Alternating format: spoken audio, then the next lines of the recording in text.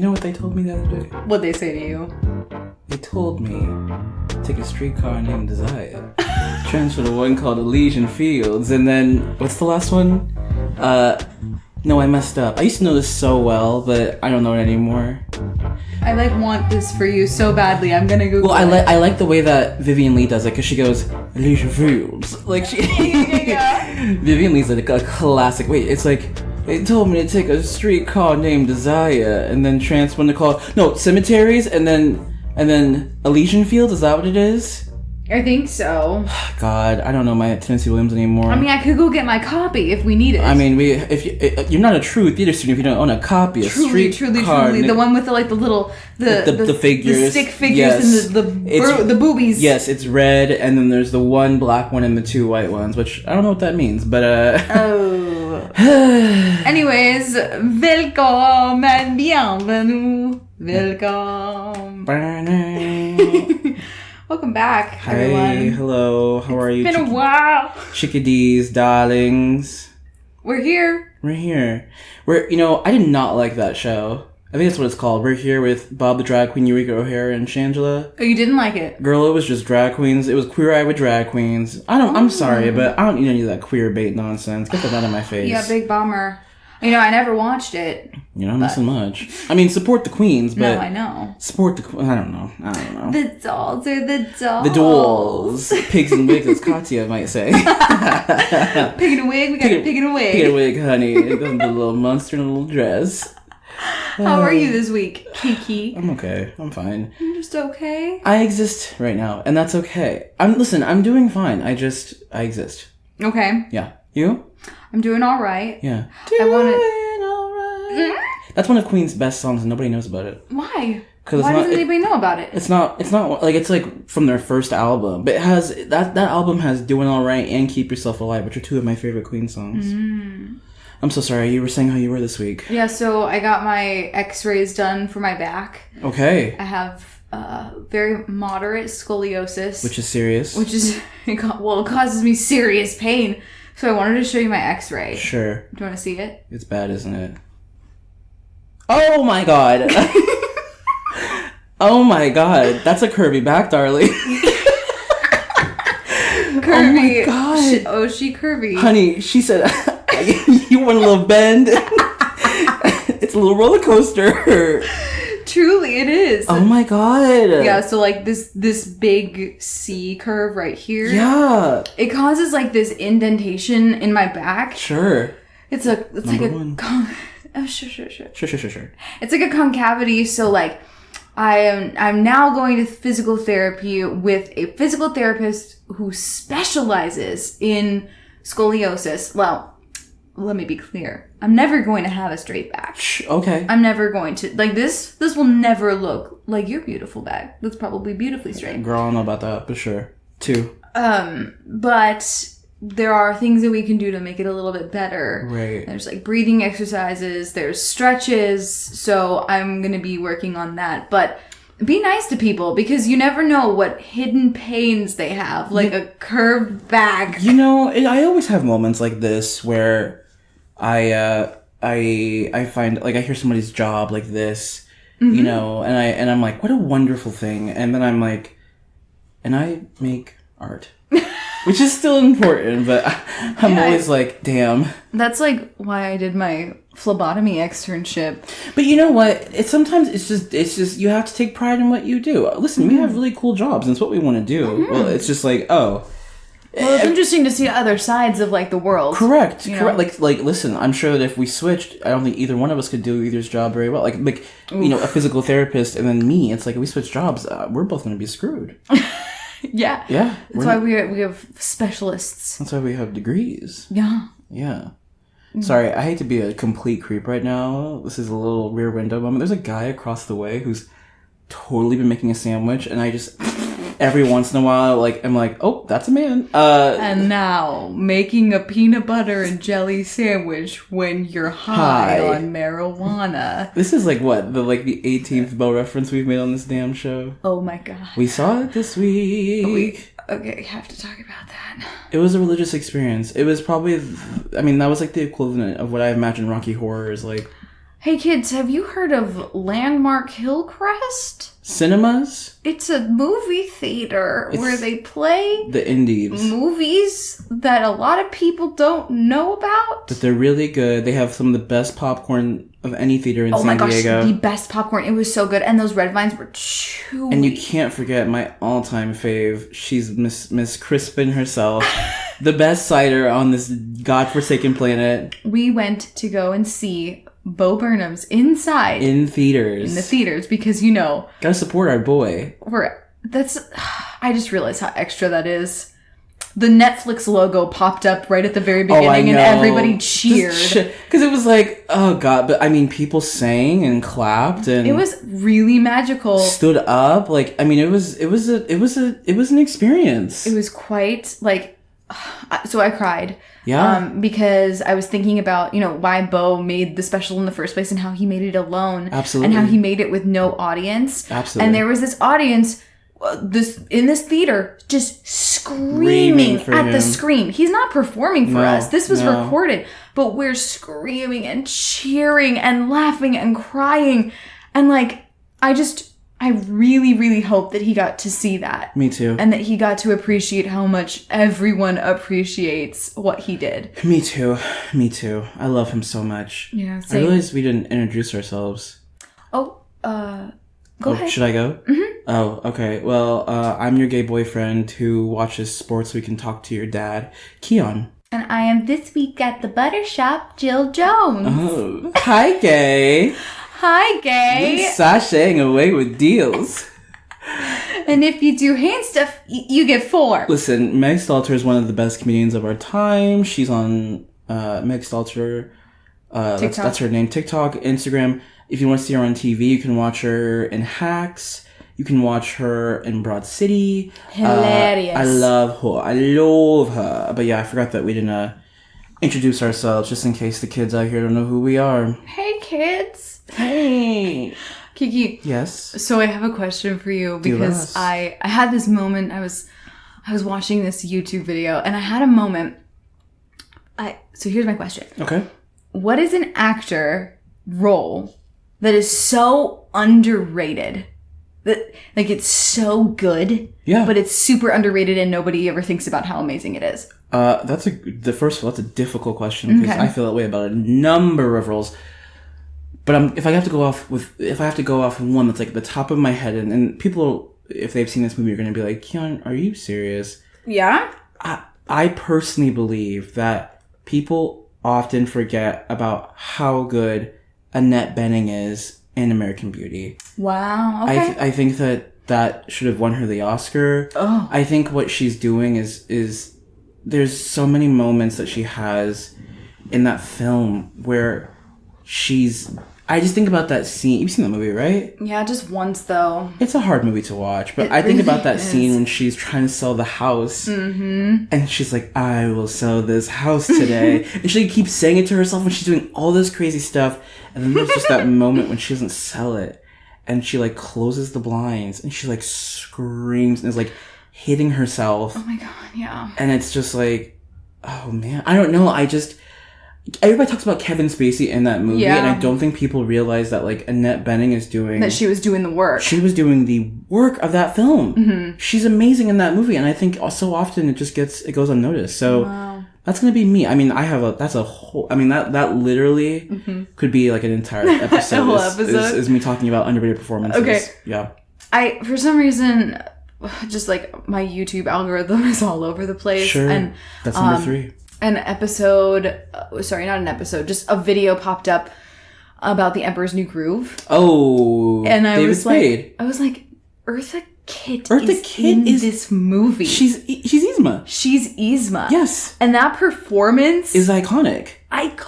The animators look like they watched her as she was recording the lines. They used her facial expressions. Sure. One of the best villains ever. I can't believe we left her out of our last episode. I know. We didn't even mention her. And she's a purple lady. So underrated. Oh my god. Dude, I love that scene when they're in the restaurant. Dude. and Krunk is taking over the kitchen and they keep... Take mine and make it a double. Yeah.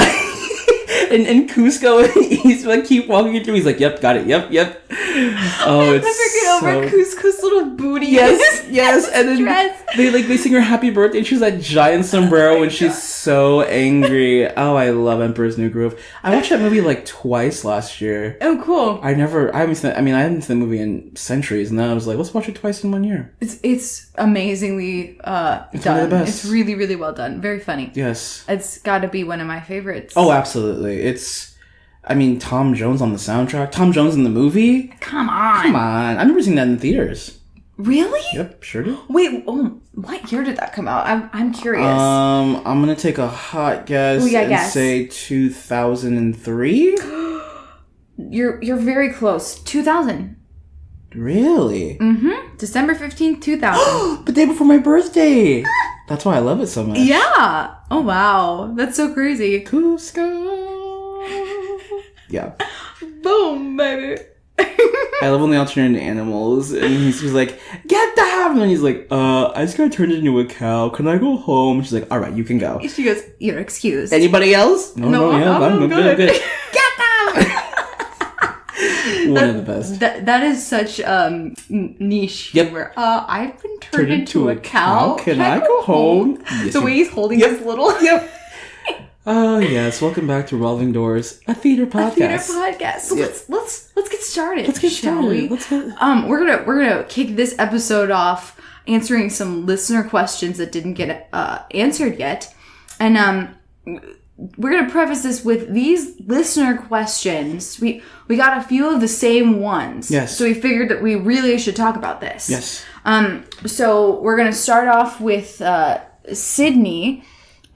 Sydney is your friend. Sydney Nation, quite frankly, one of the funniest people I know. I can already tell you right now, I'm almost positive that one day I'll be watching her on SNL, or she's gonna make some next great like Bridesmaids type movie. But we've been friends since high school. Oh, I'm honored. Yeah, I'm she's so super honored. freaking cool. So thanks, Sydney. Yeah, thank you so much. All right, so Sydney asks, what is your dream show to work on? What is your role in this production? And then our friend Maria worked together at Signet. Asked a similar question. What is your favorite show that you have worked on?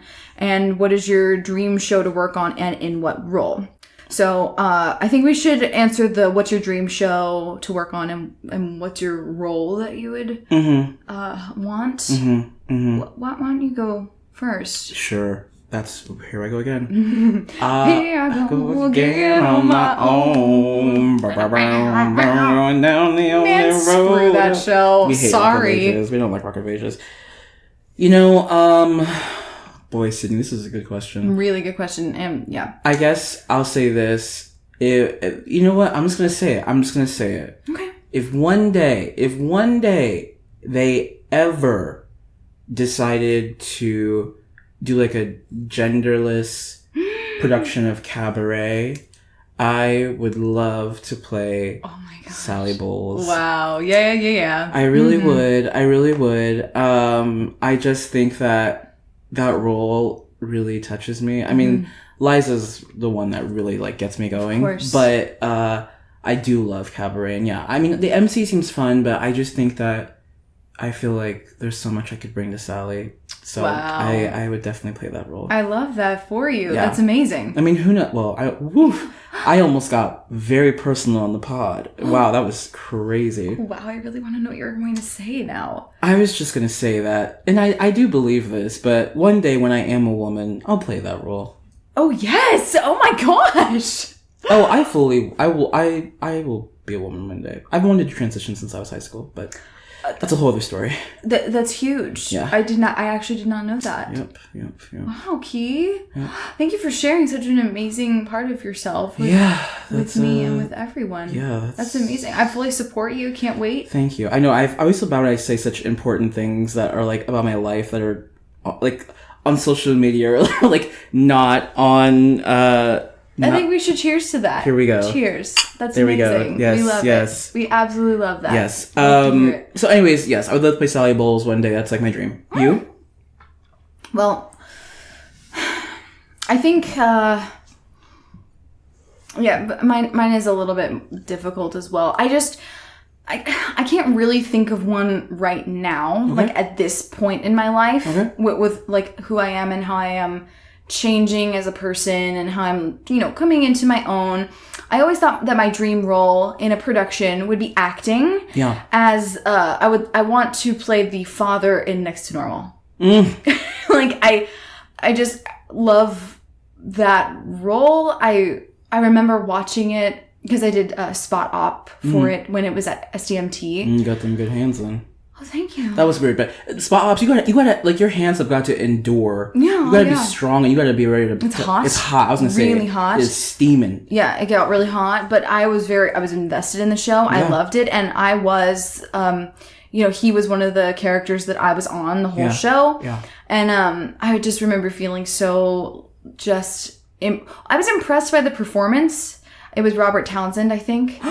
Yeah. Oh. He was great. Yeah. And I was just like, I would love to play this. Yeah. I would love to go there. Yes. I would love the emotional, and I also just love the songs. Like, the songs are amazing. Something that's interesting about dream roles is that I always look at them as things that you can dream about, but you should, like, it's the type of thing where it's like, it's okay if you never do it, though. Like, you can aspire to it, but it's like, don't waste your whole life going, if I never do this, I'm not going to be complete. You know what I'm saying? It's like, oh, it's a dream, but it's also like, it's okay if it doesn't happen. You know what I'm saying? And, which song? Oh my gosh. I don't know if I can. If you tell me. That's a really good part, but it's, I Am the One. That's what I was singing. It is? Right. If you tell me. Oh, wait, maybe it's a different song. I am the one who loves you. I am the one who cares. I am the one who's always been there. You know what? Can you tell me what's wrong with I can't believe me? this. It's I've Been. Woo! That's my... Woo! It might be my favorite song in the whole show. Yeeky yikey, grab my heart, honey, because I'm weeping. It's so good. We love Next to Normal. Oh, it's so good. I would love to play the mom as well. Yeah. But the father role, for me, it resonates with me for some reason. I have a really good relationship with my dad. Okay. Like, I'm very lucky that I had a good father growing up. Right. So, I don't know. Maybe it's just, like, a part of me that just feels like I could portray that role well. But that's a dream role. Okay. But, you're sitting here talking to you and, like, thinking about it. I would love to direct The Wild Party. Jill, I was just going to say, if I could, I was going to be like, can I tell you what a dream role is for you? It's you need to be in The Wild Party. You need be to, in it! Like, I would love to see you play that role. Question, and this is super narcissistic, but which role would you cast me in? I don't remember the names, but who did Idina Menzel play? Kate. Yes. Okay, cool. Yeah. I would love to play Kate. Yeah. I would also really love to play Queenie, though. Oh, Queenie is great. I would love to play either one because I love the ending Motorcycle, song. how dare you? Oh. How dare you? Sir, we're recording. This is a private business? Jeez. This is our dream. This is You're ruining our lives. God. No, I would love to see you play that role. Kiki, that's really nice of you. Or play the siren in Lizard Boy. There I go again on my Lizard Boy crap. I've heard some people who've listened to the pod the pod is the pod. Some people who've listened to the pod who's like, oh, I listened to Lizard Boy. And I was like, yes, good, amazing, because it's so good. So good. But the reason I would want to play Queenie in The Wild Party is because I really want to be in one of the last songs called Make Me Happy, where it's her, it's Burrs, and it's Mr. Black. And they're hashing it out, and it's a crazy, crazy song. But I would love to direct that show, because I want to. Absolutely. I also think you'd be a good Nora in A Doll's House, but that's old theater. Anyways. Oh, that would be awesome. Yeah. I would love that. Thank you. You're welcome.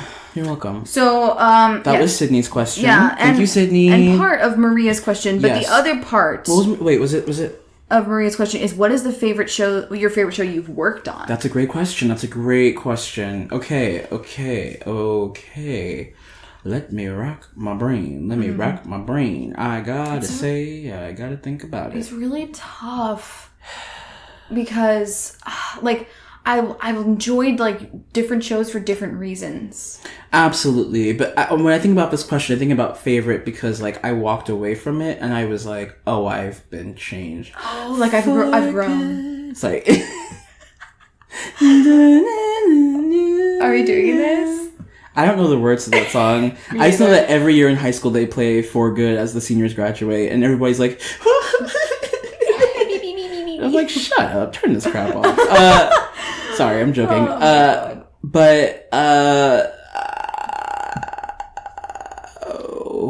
This is a good question, Maria. This is The Grudge. Yes. Ew. I think that if I have to say one, I think that the show that I'm gonna say. Nope, never mind. Do you have yours? I was gonna say one, but I'm like, that's not it. I mean, if you need time to think, I need a little time. The show that I've worked on acting, and then the show that I've worked on directing that are my favorite. I'll tell you those. Favorite acting wise was Lucky Stiff. Yep. Because I actually felt like I did a good job. I do feel like I did a good job. I'm pretty hard on myself. You know as what? All of us are. No, what? No, tell me. My favorite part was in that show was a moment where I was like, yes, this is why Jill Jones was casting Zero. Oh no! Was because there's a line in Dogs vs. You. Yep. Where he's like, I hate dogs, and you go, you hate dogs, and you would grab your bag, and your body was I clenched my pearls to put myself in the shoes of someone who just heard somebody saying that they hate dogs for the first time. The way that your body was shaking, where I would sit in the booth and be like, no, she's either acting or she's getting real mad right now. Yeah, I don't like it. Sorry, I keep cutting you off today, but yes. No, it's good. Thank you. Yeah. Because I felt like I did a pretty good, okay job in that show. I loved the cast. Yeah. Loved the crew. Call the police. So many of our good friends. Yeah, and Amy Oliverio. Hi, Amy. Hi, Amy. I still think about her in her role in Lucky Stiff. I gotta go to Monte Carlo. She was so good. Yeah. Her energy was so good. Rita Laporta.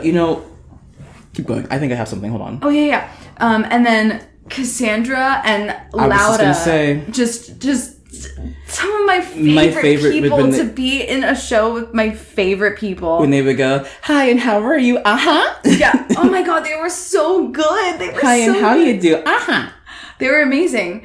And then having the most incredible stage manager that I've ever had in my entire life. Listen. Plot twist, it was Kian. All right, kids. Calm down. He was such a good stage manager. Thank you. Kian was so organized, so kind.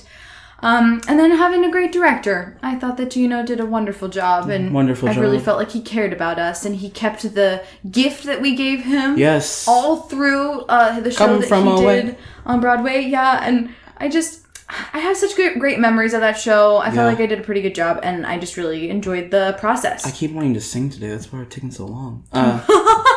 No, please sing. I was just going to be like, I welcome to the rock and islander. I am an islander. and then I was going to sing your song where it's at times like this. You're like, helping on behalf of the something dog home.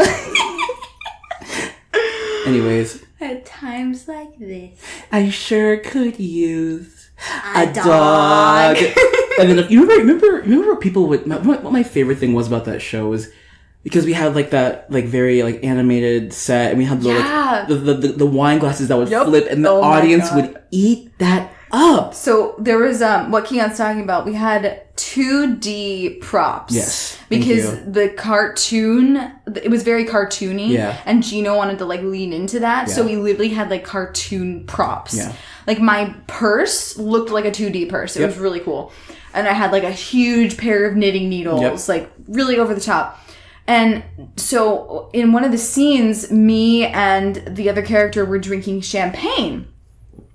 So there was a full glass of champagne painted on one side and an empty glass of champagne on the other side. And all we did is when we poured up into our mouths, we would just flip on the way down. And people lost their minds. Would be cackling. People lost their minds. I was like, y'all really love this. Yeah, that's why I'm like, entertaining people sometimes really is not that hard. That was the first time I got topless on stage. What? Yeah, for a quick change on stage, I had to take off my shirt And so it looked like I was naked in the bed because Oh my gosh, that's right. I didn't have my top on. Oof. And so I had to, in darkness, put my dress back on. Yeah. So no one ever saw anything. Yeah. But that was the first time I ever like got... Sorry, for a hot minute I was like, I'm sorry. What? I was like, what do you mean getting topless on stage? I was like, whoa. So you remember during the nightmare? The dance that we did. Oh, Welcome man. back, Mr. Witherspoon. It was something else. Lucky Soup's one of the best. Okay, so the show you directed, though. Yeah, so my favorite show, like, directing-wise, that was probably... Oh, man. It's so hard. Is it? Oh, it is. It's so hard. Oh, you do. Yeah, it was Picasso. Picasso at the Le Panagile. Yeah, assistant directing Picasso at the Le Pan Agile with Dillon at SDSU. He was the director for who knows why. Just kidding. Whoa. My wig is slipping. Hey, my wig's off the head. No, he knows how I feel about it. He knows. Yeah. Yeah, because I love comedy. I love comedy. Comedy. Make them laugh. And, you know, I felt like got a good group together and was able to, you know, speak my mind during the process. And afterwards, getting done and feeling like, wow, we made something out of nothing. We really did that. And, yeah, it was really fun being in a show, being with a bunch of actors who I felt like knew what they were doing. And, yeah, just creating for us. Yes. That was fun. Yes. And people enjoyed it, I think. Yes. It was a good time. Absolutely. What about you? I don't know why this is so difficult for me, but I think I'm gonna say it was doing my show this past summer. Yes, last summer. SFB. Actually, well, Bird, honorable mention Bird. I do love Bird. I was talking about Punchable Spaces, which was working with Lamar. Yeah. Just because I had never been in a room before, like, I had never been in a room where it was entirely a room of Black queer creatives. Oh, cute. So that was really transformative for me. Yeah. Oh my gosh.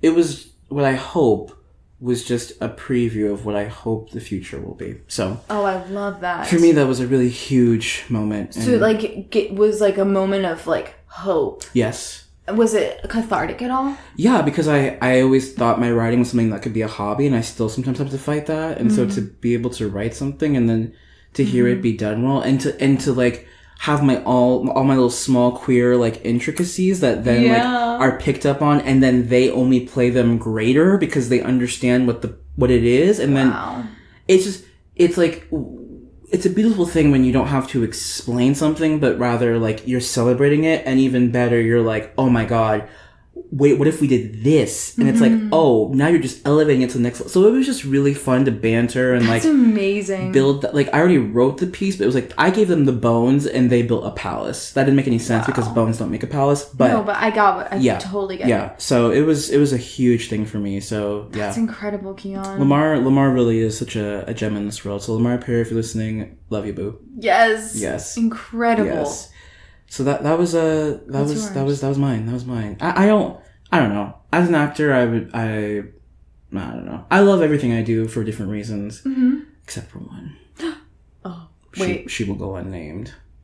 Okay. But it's the reason I don't act anymore. Oh no. Okay, that experience can burn in hell for all I care. Oh, dang. I'm so sorry. Yeah. Yeah, I mean, we've all had, I feel like as, you know, actors, we all have those shows where we're like, what am I doing here? What am I actually doing here? It's like you just feel like a failure. You're like, this is not like, it was, I've never felt more unsure about myself than I did in that moment. But that's okay because I learned that I was doing something for somebody else. I completely did that show as a favor. You were a pawn. I was. You were a pawn in the game. I'm not doing this. And I said, no. Can I tell you? Oh, I don't know. Never mind. I can't. That's not my story to tell. That's off topic. You know what? You can tell me on the break. Yes, I will. We're going to take a break. Yes. Oh, but a word from our sponsors? Yes, let's have a word from our sponsors during our break. Coffee break.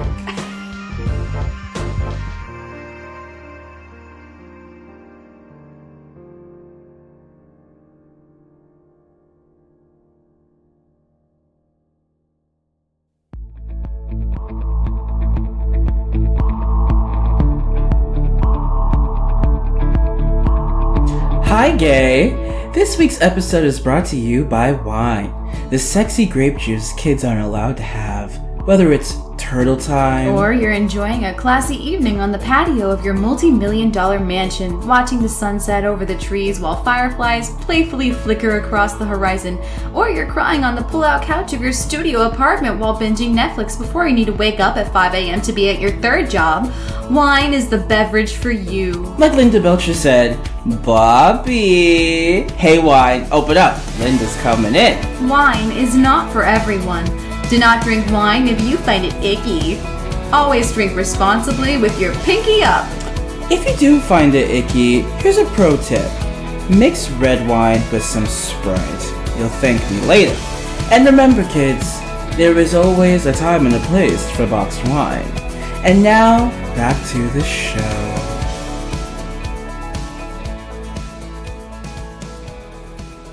Monsters Inc. Incorporated, kids, here we are. We're back right now. We're gonna get you back on time. Get on the scare floor, kids. Yeah. Okay, I saw this cool TikTok where somebody made, they made cups that they were, the Scream bottle, the Scream... Yeah, you know what I'm talking about? The yellow, the Scream meters where it's like, woo!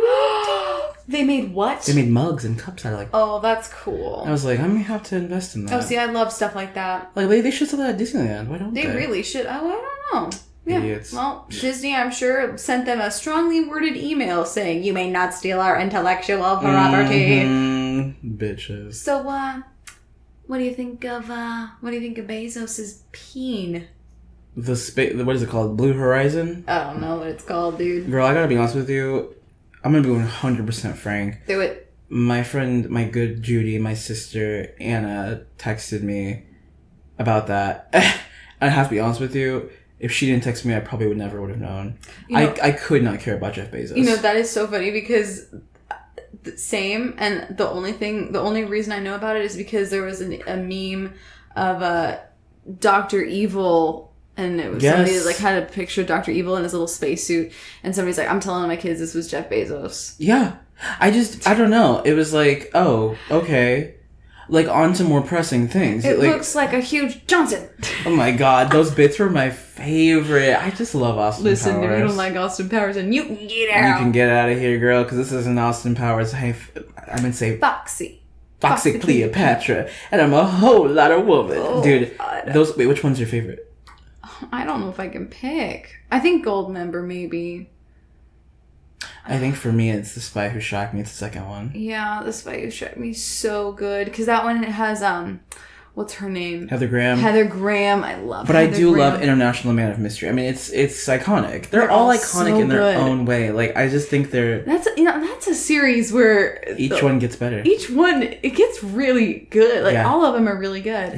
Yeah. I don't know. I think I just watched Goldmember the most. Same.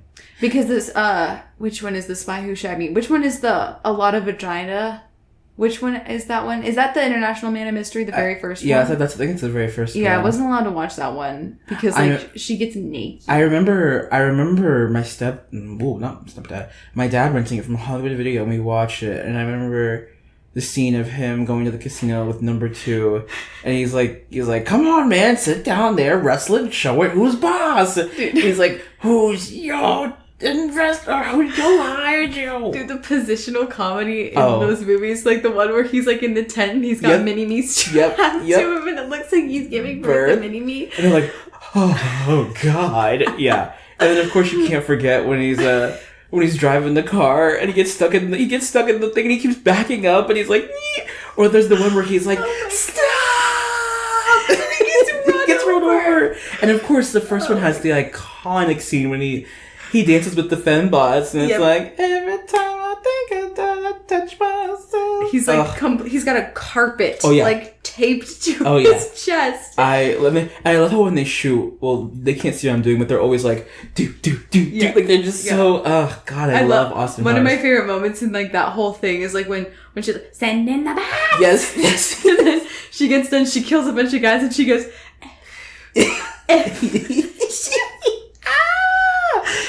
I think that you also posted today. You posted a video of Hank Azaria in the birdcage as Agador, and seriously, there are some movies where there's not a day that goes by where I don't think about it. Yeah, same. And when he gets up on the table and it's like, His little legs are He's like kicking his little legs. I think about it every day. I always think about the Schmeckenbeckens. Yeah, but the Schmeckenbeckens. I mean, that cast is so... I mean, Robin Williams, Nathan Lane, Hank Azaria, Christine Baranski. Oh my god, she's so good. Jesus, that cast is... It's an incredible cast.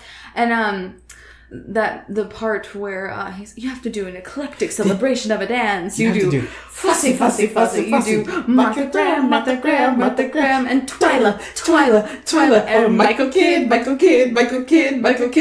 keep it on. Oh, was it Madonna, right? Oh yeah, Madonna. But you keep it on the side. The fact that was improv. Incredible. I'm sorry, but listen, say what you want about Robin Williams, but the man, R.I.P., his birthday was just this past week. I know, he would have been 70. Yep, but like, the man just brought a level of just beauty to the screen. I mean, Mrs. Doubtfire, are you kidding me? He's incredible. I love him. The whole time? The whole time?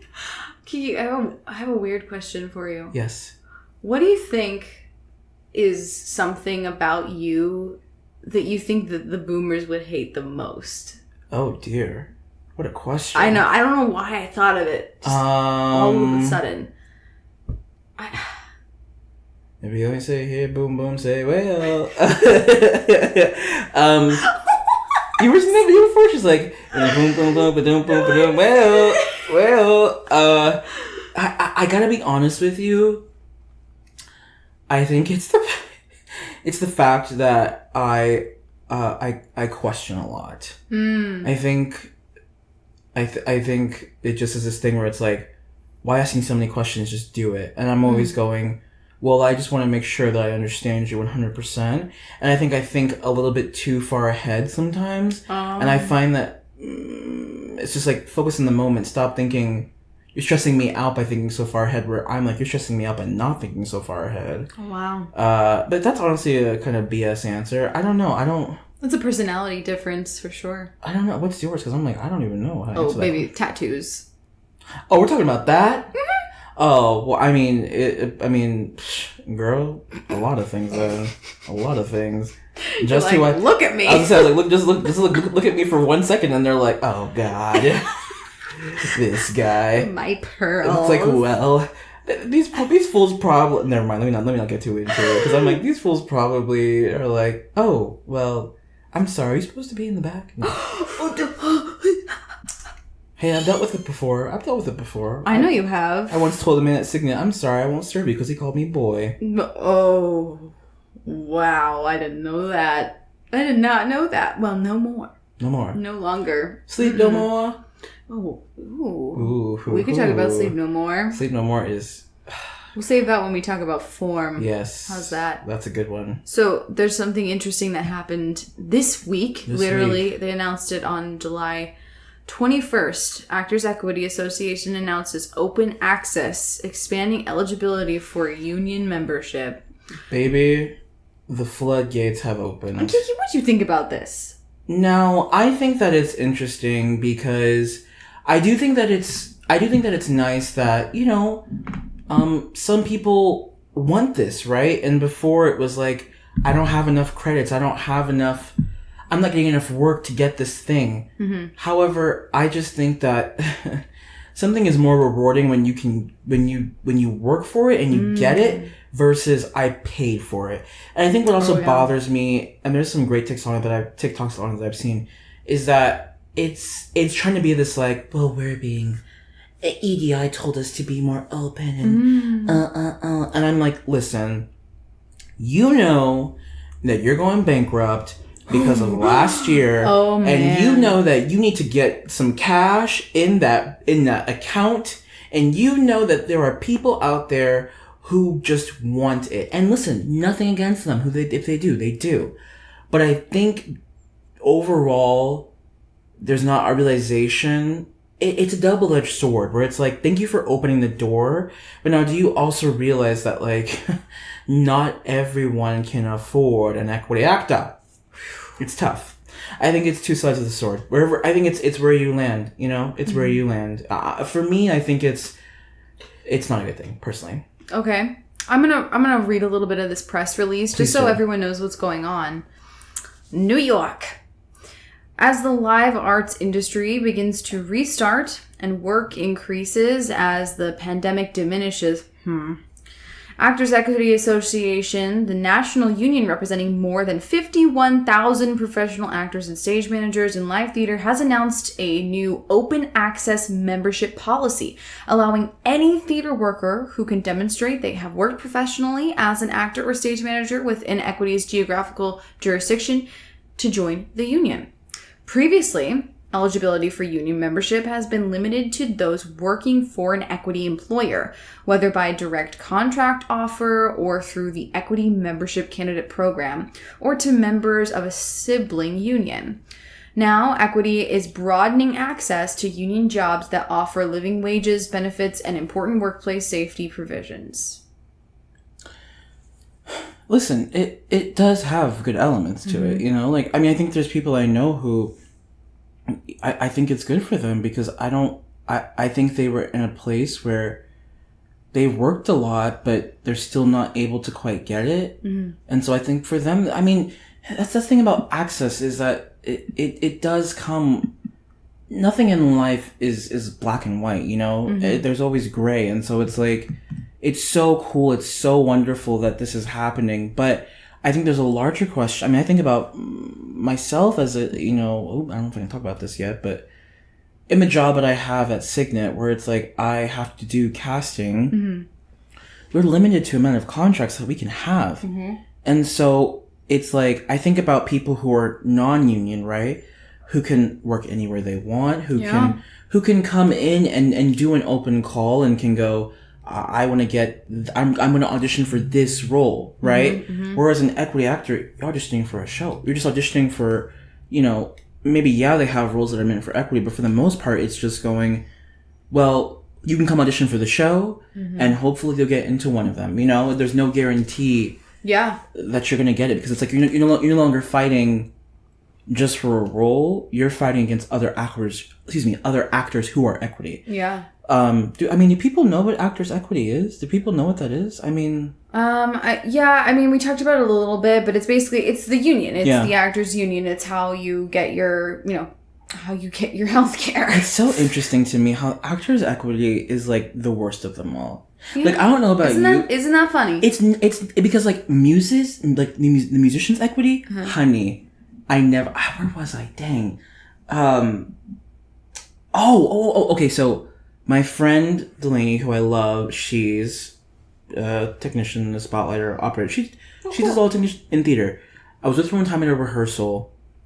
Because she does The Grinch, and no kidding. Yeah, but she tours The Grinch, so it's not. Yeah, she's not at the Globe. No, she's been everywhere. Okay. And they were in rehearsal, and at one point they stopped, and the bass player was like, "It's been 1 hour past our time. We're done. We're going home." And they got up and left because they were like, "I don't get like they're like, we're done. Time is money. We pay like." Whereas actors, it's like, well, you know, companies, it's like either companies screw them over or Equity screws them over. Do you know what I'm saying? Yeah. I can't speak because I'm not really an actor, but I just think it's so interesting how even this past year, it's like Actors Equity has kind of dropped the ball. And so it almost feels like this, like, hey, forgive us because we kind of messed up.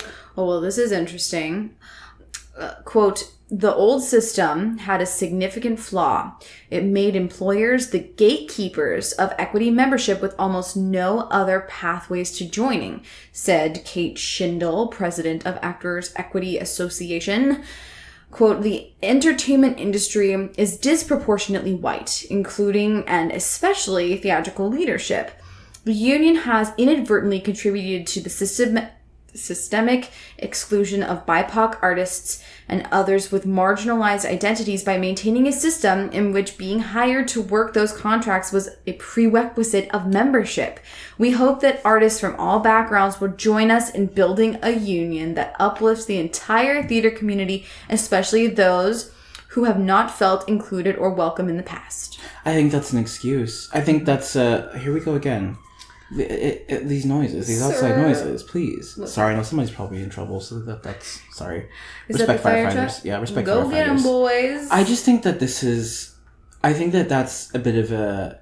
I agree, like it's great, but it's like so you're assuming that now everyone's just going to be like, well, I don't know. For me, I would much rather be known for my talent than to know I paid to get into somewhere. Mm-hmm. Oh, this is so interesting. It says, additionally, the open access policy invites former members of Equity to rejoin the union without having to secure a new Equity contract as required under previous policy. Former members and former applicants for membership who choose to join Equity under this policy may also apply previously paid initiation fees toward their current application.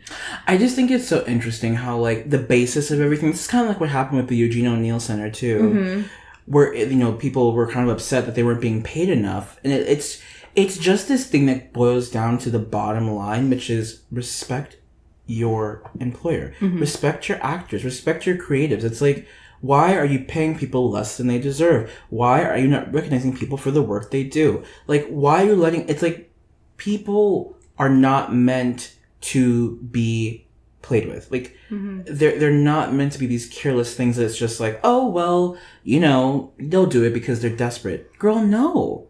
Treat me with some respect. Like, put the money on the table, give me my respect, and get out my way. And then come see my show when I knock it out the park. But, yeah.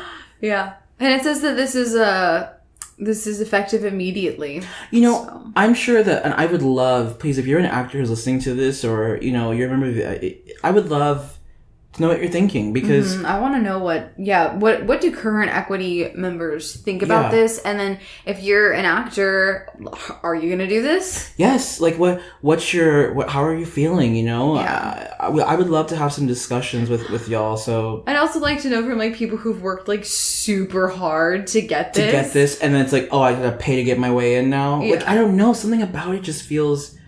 Well, you've always had to pay to get in. Sure, but it feels like it's like, well, all that work you did, sweetie, it doesn't really to become eligible. Yeah, it's like, well, you can just pay to do it now. Now it's open completely. So it's just, I think it's a lot of a whirlwind of emotions, and I think that it's going to be interesting to see what happens, because of course he doesn't want their healthcare, he doesn't want their benefits, but also, it's just a weird thing. It's a weird thing in the world, you see? Yeah. Yeah. Well, that's the news. That's the news. That's the news, kids. That's the world of theater. There's some other news. Do tell. The theater that we both work for, we have announced our season. Signet Theater has announced its 2018... season 18, 2021-2022 season. And boy, am I exhausted. Honey, I'm so tired. The reason why I probably sound like I'm on like a Xanax or like a deep sleep tranquilizer is because the way I go to sleep sometimes and I wake up and I'm like, oh, I woke up too late. I'm going to miss all these things I need to do. All these meetings, all these emails, all these phone calls. Yeah. I mean, it's just been a whirlwind. Yeah. And so we... exhausted in like a good way, in that we're busy again. Yeah, it's just so busy. Like it's been intense. Box office life is it's an intense life right now because we've never had to come back from a pandemic before. I mean, it's crazy everywhere. And every day I'm busy and I'm working and I'm thinking to myself, boy oh boy, I really hope that this variant doesn't rip through this town and force another shutdown. Please don't. I'm sorry. Listen, while we're on the topic, let me just say this really quickly. Yeah. Let me just get up here on the mic and I would tap the mic, but I don't want to overpower it. If I had a soapbox, I would get it for you right now. I'm stepping up, and let me just get it real quick. Baby, listen. A jab takes no time. And I understand that you are probably a bit susceptible to it, that you go, I don't know what's going to go on. Listen, I just have to say, if you're not going to get vaccinated, please wear your mask and keep yourself safe. But if you have an opportunity, if you have a chance, step up to the plate and get your jab. Please stop waiting. If you want the pandemic to be over, then you need to contribute. Like, I know that it feels like it's like, that's my choice. And it is your choice, baby. Mm-hmm. But like, when you're putting others at risk, I'm sorry, but that just is, you are prolonging something that does not need to continue. Mm-hmm. Yeah, I have a more like, I think my like reaction to this is a little bit more like logical than like I tend to react emotionally in a lot of things in my life, but for this, like, it's just so like linear and logical, and I'm just like, it really doesn't make any sense to me to not get vaccinated. Like, it truly, I am quite flabbergasted by it. And like, only in America will we have people who have this opportunity to do a good thing, to help be a part of stopping something so horrible, where you have the choice to say, I don't think I want it. Yeah. And I'm not talking about anybody who has health, because I totally understand that some people have health complications that keep them from getting the vaccine. I totally understand that, and that is 100% valid. I'm talking about healthy people who are good candidates for the vaccine, openly choosing to not do it just because of the sole reason that somebody said, hey, you should do this. And listen, I get it. It's a scary thing. It's a thing that it's like, what am I like, I understand you're hesitant. Like, I understand being hesitant about it. I get it. I just go, we are in a place where, like, I hate to say it, but a lot of progress that's been made can hit that reverse button real quick, it seems like. There are other countries that are literally begging for it. They are begging for the vaccine. And here in America, Judy is like, oh, I'm not getting that. Yeah. Why? Every day that goes by, I'm like, God, I hope that this does not get bad like it once was. You know, because I mean, they say if you get it, it's just a little head cold, but that doesn't take away the severity of it. Yeah. It's a long-term effect. Truly, I'm just saying this out of fear. I really just don't want to have to refund tickets again and go through all the problems. Listen, y'all, you have no idea how much. Listen, I'm just gonna say it right now. I'm tired. I should be quiet because this woman right next to me, I know she's working her caboose off to make sure that these people get their tickets. She's training people in the box office. She's making sure that this theater gets these booties in the seats. A hardworking woman. So I may be tired, but Jill Jones is the real MVP. So don't let me. Yeah. These patooties are both very exhausted. Yeah. But Kian was a huge part of developing the season that is going to be. Yeah, do you want to talk a little bit about it? What segment's going to be doing? You know, I could.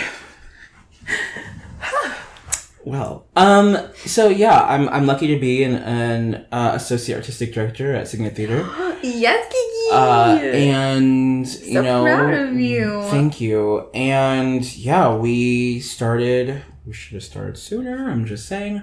We started playing this season, and the artistic director brought us all together and was like, we need to make sure it's a season that people come back to. And I'm not going to use the word that he uses because I don't like it, but coming back to theater that makes us kind of feel rejuvenated, that makes us go like, wow, I'm experiencing something new, or I'm revisiting something that I love, but it's making people want to leave their homes, leave their Netflix, and get back to the theater and sit down and pay that money and enjoy live theater again. So there's 6 plays. Hold on. Christmas Carol, Life Sucks, Water. Okay, 6. Yeah. And yeah, we did it. So first up is Le Cage of Fall, Le Cage of Fool, which is the birdcage. Or as my favorite, when some people call, they're like, the Follies. Yeah, they're like, I want to get tickets to I want to get tickets to the birdcage. The birdcage, which is it's based off of the play. No, it's based off the movie, Le Cage of Fall, which isn't the movie. It's a whole confusing thing, but. Le Cage of Fall is basically the birdcage. It's based off of a thing that's based off of a thing which that's became based a movie, off of which became a musical. So yeah. And then we have A Christmas Carol. Who doesn't love that? Then next year is basically all new works, which is they're all newish plays that haven't really been premiered before in like South California, right? Southern California. Whatever. So you have Life Sucks by Aaron Posner, which is a really great play. It's an adaptation of Uncle Vanya. Then you have Water by the Spoonful, which is a Pulitzer Prize winning play by the same playwright, Kiara. I don't know how to say her middle name. I don't want to butcher her name, but she wrote In the Heights. She did Miss You Like Hell. So that's her piece. Then we have Mud Row by Dominique Morisseau, who I love. It's a prominent playwright in America right now. And then we're closing the season with Natasha Peer in The Great Comet of 1812, which is a super, super cool musical. Listen to it on Spotify. It's on Spotify, kids. That's where Philippa Sue got cast. Because Lin-Manuel saw that, and he was like, she's my Eliza. Oh my gosh, I didn't know that. Straight up, dude. Straight up.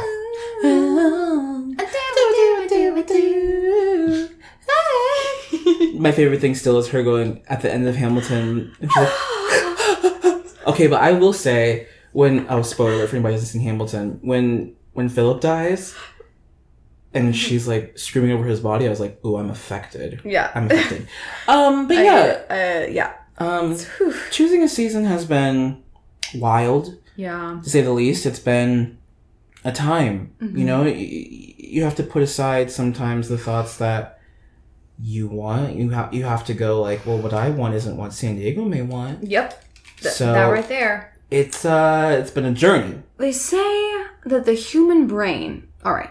So like they did this study, right? Okay. They did a study with people. They go into a grocery store.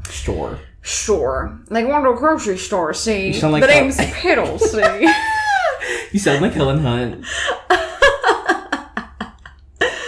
You go to a grocery store. It's a study. Okay.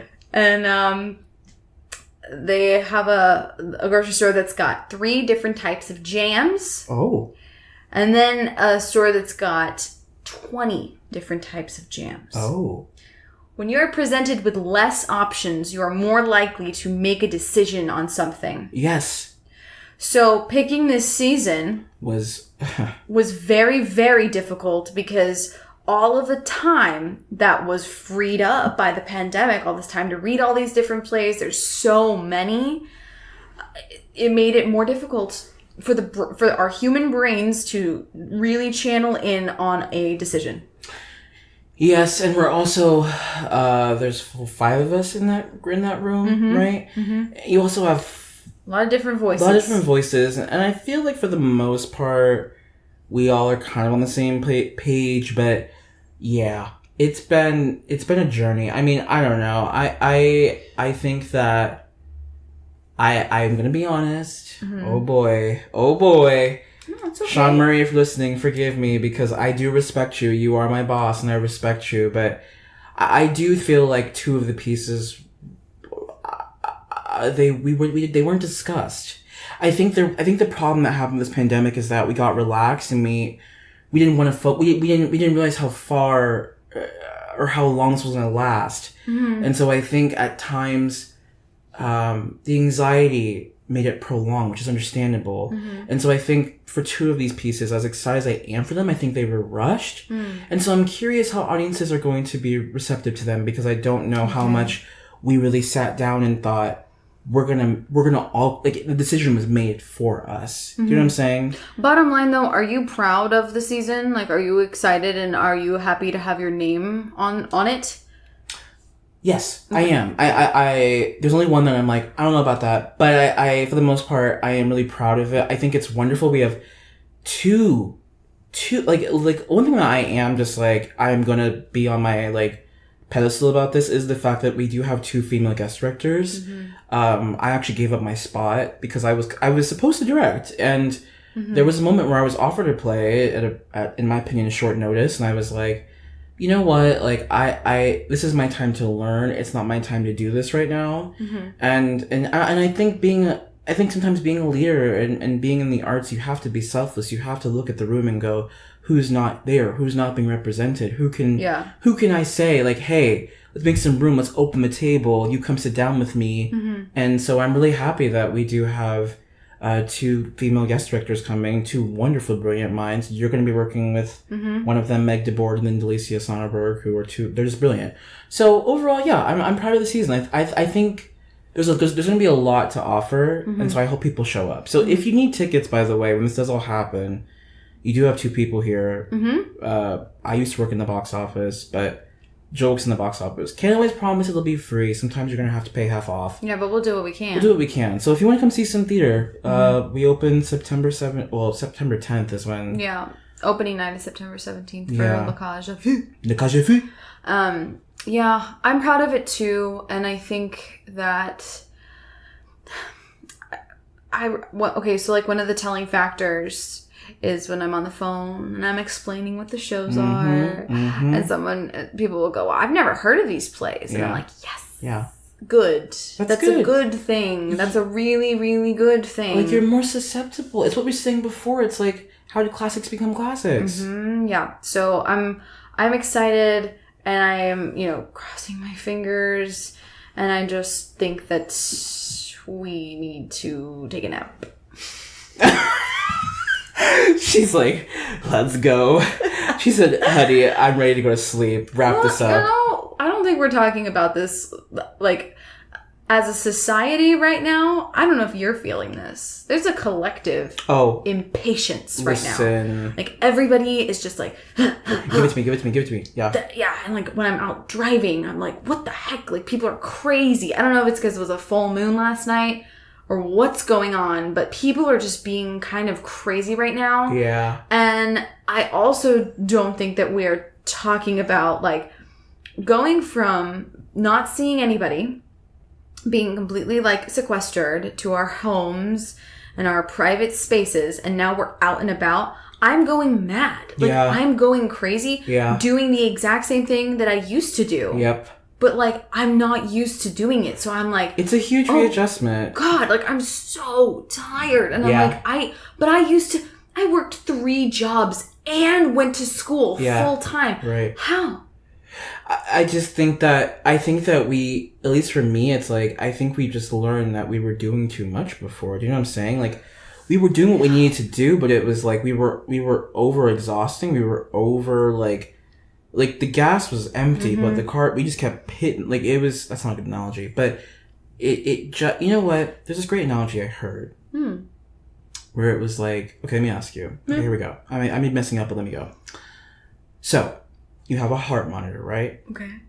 Now, when somebody's alive, it is... bumpy. And when someone's dead, it's flat. Right. But when you're tired, either one can be the same, right? And so it's the type of thing where it's like, you may be moving through life, and it's like, you may be beepy or still being depending on where you are, but what matters is, like, are you moving in the right direction? Because you can do the whole, like, I'm going to go in the right direction, or you can just kind of, like, lay low for a little bit and figure out where you're trying to go and then go. It was an interesting analogy. I didn't explain it 100% right, but yeah. It's just that I think we really learn, at least for myself, that, like, overexhaustion comes quicker because you're like, oh, I was always doing too much, and then I had a moment where I could, like, stop and reassess, and I shouldn't do as much now. I think I just unlearned how to be busy. How to be successfully busy. Yeah, I don't know. Hopefully, like, I can relearn how to do some of it. But yeah, I don't think going back to the way that things work completely is a good idea. Absolutely not. We can't. We can't. We have to change. We have to adapt. Yeah. If you don't adapt, you're going to fall behind, baby. Yeah. So. We also, our friend Maria... She just had a baby. God, the cutest baby. Cutest little baby. The baby. Congratulations to your whole family, Maria. Yes, absolutely. Oh my gosh, so cute. But on top of asking her question, like towards the beginning, she mentioned that we forgot 2 other theaters. One of which is run by 3 wonderful people who I enjoy very much. Is that back? Backyard, Backyard Renaissance. Yeah. Run by Fran and Jessica Girk and Anthony Methvin. And again, I don't remember if this theater has a space. No, from what I remember, they kind of move around because they used to be kind of like renting theaters. They had a residency at the Playhouse for a while because I went to go see some shows there. Cool. And now I believe they're at the 10th Avenue Center. Where, like, you know, like where, like, Evil Dead plays sometimes. Oh, yeah. That area. So I think that's where they are. Okay, cool. Yeah. They do great work. They used to do these really funny like B-movie camp readings. I used to love them. That's awesome. Yeah. You like jazz? You like jazz? They did Showgirls. They did why am I blanking on the name? What Happened to Baby Jane? Yeah. Ooh. That's cool. They did Mommy Dearest with Dave McBean. It's iconic. Yeah. God. Sorry, I did not mean to do that on the microphone. And then Oh no. What? We've revealed it. Oh. We revealed it on the pod just now. Well, people may just be like, what the hell was that? And keep going. So when Kian and I used to work in the box office, sometimes there's an awkward silence. Yeah. And the best way to break that silence is You just do a little like, you fill the air with dumb stuff. It's what I do at home when I don't want to be by myself. Like, I don't want to be like, oh, I'm bored. You're just like, Also, really quickly, on the topic... Yes! On the topic of Backyard Renaissance, they actually are having auditions right now. Wait, Backyard Renaissance? Yeah, they're having auditions for their upcoming show. Which I think it's called Witchland. Oh, cool. I got an email for it, but they are having auditions. If you want to audition, please email me. I can forward you their email. Or go to their website, backyardrenaissance.com, and sign up for their email list. But they are having auditions. But also, speaking of the 10th Avenue Theater space, whatever... Sorry, I don't know the name. They are having auditions for Evil Dead the Musical, which is amazing. I love that show. But it's in August. In August, there are auditions. Sarah Enos, if you're listening to this, I will finish your headshots tomorrow. Oh, hell yeah. By the time you hear this, I'll have already given them to you, so that was pointless. I love Sarah Enos. She's a pretty cool chick, baby. I love Sarah Enos so much. And let me tell you. Sarah, I love you. Truly like a Lauren Graham replica. Oh my god. Stunning. I took photos of her for... Stunning. Just immaculate vibes. Yeah. I went to Peru with Sarah Enos. She told me about that. Oh my god. Love it. Great trip. And then we also forgot Roustabout's Theater. Hey now. And they are fantastic at what they do. So he's like, we're not doing that. We're moving on. So, dreams are made of... So, thank you, Maria, for pointing out that... Yes, thanks, Maria, because... And then also, if anybody else has theaters that we forgot, we're so sorry. You know, there's one that I was just informed of. I believe it's called Soul Kiss Theater. I think it's for Black queer women. It sounds absolutely fantastic. That's amazing. I genuinely am like, how do I get to know more about you? Yeah, how do we get that? We're gonna have to do some research, because I want that. That's from Napoleon Dynamite, when he's like, if you get this bowl here, movie. If you can break this bowl, you can't do it, can you? And he's like, I can. And he goes, well, if you get this, you also get this boat. And then she just whispers over, she's like, how about that? He pulls up like a ship that you would find in a bottle. Like it's just absolutely... I mean, it's cool, but it's also like, what? It's so obscure and weird. Hell yeah. Every time we say this is a theater podcast, we start diverting into that film. Yeah, we do. We're talking about art, and art matters, so take that. It really does. Art. It's what keeps people like us going. Going, baby. It keeps us going. Keeps it going. Keeps it moving. Keeps you going, hey, now. It keeps us moving with these thunder thighs. Also, really quickly, since I feel bad for saying this. You know what's a piece of art that I watched this week that I never need to see again in my life, and I'm so sorry, because it's a very popular piece of art that everybody loves, but I watched it and went, yeah, I don't ever need to watch this again. Ooh, I want to hear it. Baby, 2 words. Step Brothers. Listen, love Will Ferrell. I think he's amazing at what he does. I will defend that man so much for what he does, because I love Anchorman. I love Ricky Bobby. I've never understood the argument where Will Ferrell is like given a camera and runs on for too long and acts like a man-child. I'm like, that's not true. Mm-hmm. Yeah. 5 minutes into that movie, I was like, oh, this is humor for like young white boys who like masturbate too much in the afternoon and don't do anything besides like believe that Mountain Dew Code Red is a drink, and like only eats like Pizza Hut and does not believe in washing their ass. Kiki, you just described me as a person. Listen, that's not true, baby. That is not true. Well, no, let me ask you this, because I love Step Brothers. Sure. And I told you one of the reasons why I love it so much is because me and my dad, we love watching that movie. And what can I just ask, and you can say, Jill, get out of here. I'll give you, I'll tell you why. Okay, yeah.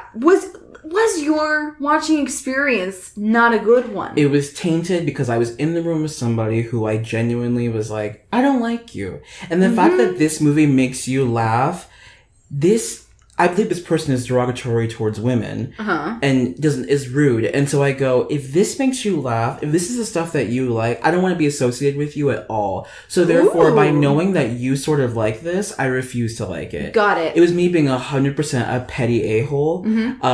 And that's just that. So I definitely would watch it again by myself. I mean, I definitely thought some things were funny. I thought the whole Catalina wine mixer was funny. You cannot deny that Catherine Hahn in that film is hilarious. When she goes in the bathroom and she tries to have sex with him, Dale! And then she stands up and pees at the stall. No, Catherine Hahn was great. Stay golden, boy. Right. There were moments of it that I enjoyed, but overall I was like, this movie's far too long, and this is funny. It's like I watched Superbad for the first time this year. You did? Oh yeah, that's right. And I was like, I can enjoy this because I get this. Whereas Step Brothers, I was going, this feels so specific in its humor that I don't know if this is quite clicking for me. Well, everything also with what is his name? Adam Scott. I love Adam Scott as well. Yeah, he's so funny. Dale yeah, it's just dumb. But listen, I accept the fact that there are people like you, people like your dad. There are people out there who love it, and I say, more power to you. Enjoy it all you want. Listen, I love Napoleon Dynamite, and some people think that's the dumbest movie in the world. I love that movie. So we're all different, but I just definitely do not know how much I need to watch that movie ever again. Yeah, when they're sleepwalking and they throw the dad down the stairs. See, I didn't really laugh at that. Oh my god. I'm telling you, I was in a room with somebody who I was like, I don't want to laugh at anything that you're gonna laugh at because I hate you. For sure. Not that I hate, but totally I go you're a jerk. Every time there's a family gathering at my household, sure. My dad will say, "Well, I guess you're wondering why I've gathered you all here today." Yeah. Prestige worldwide. Their thing. Yeah. And then the only 80s cover Billy Joel band. It's so stupid. It's so stupid. Yeah, and also that movie starts to tank in the later half of it. Yeah, it goes on for so. That's what I'm saying. Where it's I finally understood what people meant. Where it's oh, nobody told them to cut the camera. Baby, this is getting old now. Just finish the movie. You're going on for way too long. I definitely agree that the movie's too long. Yeah. And it's just, I agree with pretty much everything that you're saying. Yeah. Again, I need to rewatch it maybe, but it was a no for me. No, don't rewatch it if you don't like it. And it's okay to. You said it. The person that was watching it with you, you were like, I do not like you. I don't want to be associated with anything that you like. Nope. No. I said a no. You know that song? I said no. I said no. You're not the one for me. Hey, yeah. I know that song. Come on now. Come on. You know what song that I don't know if a song just isn't real, but I can't find it. You know what song that's a little bit of this, a little bit of that, there's something. Dude, I thought you were going to start singing Mambo number 5.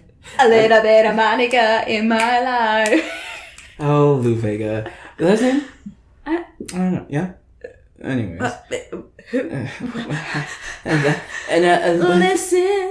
Listen.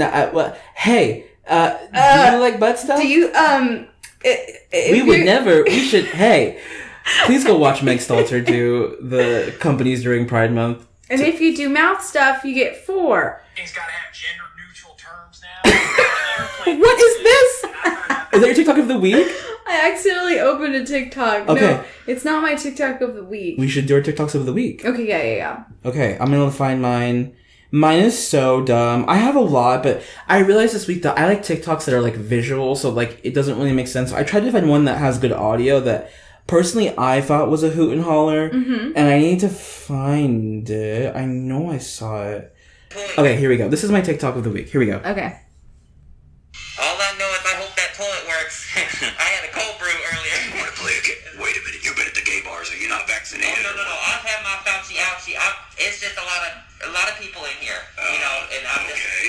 sure you follow the guidelines. I mean, do you think I cleaned in here? Look around. Oh, there they are now. That's the CDC taking kids. Okay, so the context is that it's this gay